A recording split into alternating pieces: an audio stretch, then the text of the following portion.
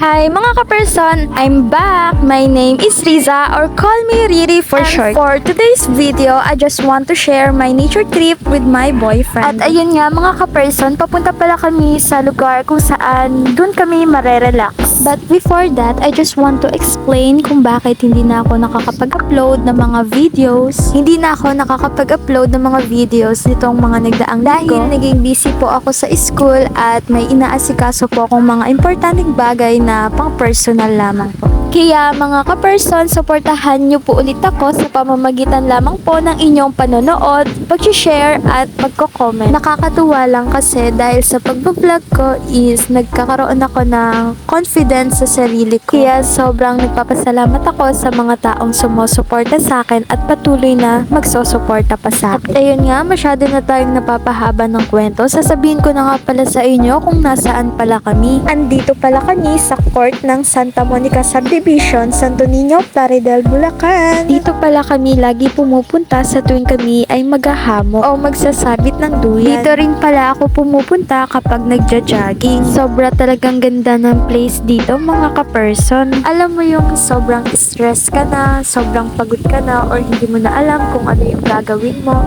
Pumunta ka lang sa mga ganitong lugar. Grabe, sobrang nakaka-relax at nakakatanggal talaga siya ng pagod at stress. Alam mo yung feeling na lobat ka, then pagpunta mo sa ganitong lugar, boom! Full charge ka na. Kaya ikaw ka-person, kung napapanood mo to, sign mo na to para mag-nature trip. Walang rewind sa totoong buhay mga ka-person, kaya piliin mo lagi ang maging masaya. Kaya kung gusto mo mag-nature trip, huwag mo pigilan ang sarili mo. Lalo na kung ito ang nagpapasaya sa'yo.